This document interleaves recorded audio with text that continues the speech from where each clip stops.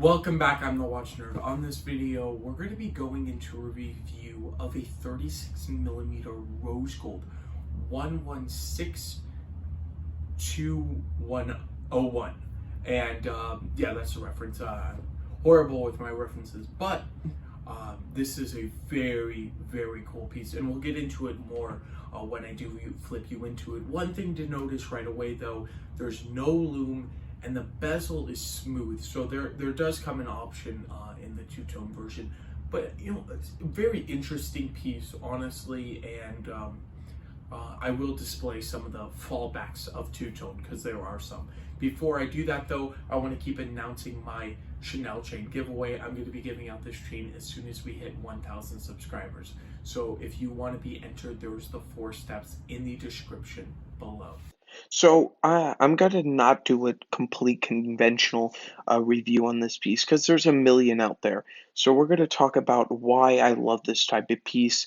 We'll go into some specifications because I think the necessary ones we'll get into. And I do have a few gripes we'll get towards the end. But looking at it right now, it is a strange piece because it is a two-toned 36mm with rose gold Datejust, and it definitely wears bigger because you do have that longer lug to lug with the new cases. And Rolexes always have worn a bit bigger, but it's not super long like other watches now. As you can see, it is a Crown 18 karat gold. At this point, this is 2017. This particular watch was produced, and it's a beautiful white dial. We'll get some closer shots later in the video. Just showing you off. The winding is very smooth. The quick set extremely smooth. As you see, it flips instantaneously. Of course, this is in the PMs here. This is not in the morning. I would never flip the date in the morning. That would ruin the watch. And the one thing you will notice pretty fast, and it does have hacking seconds. I'll pull it out so you can see the hacking. So as you can see, it stops instantly. But the one thing you'll really notice about this particular piece is that it has no loom. Um, but we'll get to that later on because I think that's important. Let's talk about the bracelet construction. So all the gold pieces are shiny, like Rolex likes to do. We got the flash with the mid link. I think that's pretty cool. The clasp, it has that raised part that, of course, the more affordable models do not have. And as you can see, it scratches up so easily. This watch, it's almost unavoidable. And opening the clasp, I will display it's weird. It has a bit of play, as you can see there, and I think it's because of the two-tone gold. I'm not super familiar. I mostly do vintage pieces, if you've seen my channel on Rolex. But I've talked to a few people, and they say it is because of the gold. Of course, the inside is all stainless steel. The action is stainless steel, but when I put it in, it kind of flips up. It's very strange. We do get 5 millimeters of easy extension, plus we also have micro adjust inside. So you will get a perfect fit with this watch and any Rolex you buy. Even the new Oyster Perpetuals, which I own, you do get that extra 5 millimeters, which is absolutely fantastic. Very, very nice to have and very useful. As you can see, this is the OP, the 41. But the 36 is definitely the classier size. We're going to get it on the wrist here, taking off my Oyster Perpetual. But you'll notice very quickly with this watch that it just, I, it's not a conventional watch, and I'll tell you because of that gold. I'm so used to, and I think most people are, to seeing that gold in that fluted bezel. And seeing it here not in the fluted bezel version, it's sort of refreshing. But at the same time, I get it. I do like the fluted bezel. It gives off such a glare, such a beautiful shine. On the wrist is very nice. It is, I'm going to say it's more towards a woman.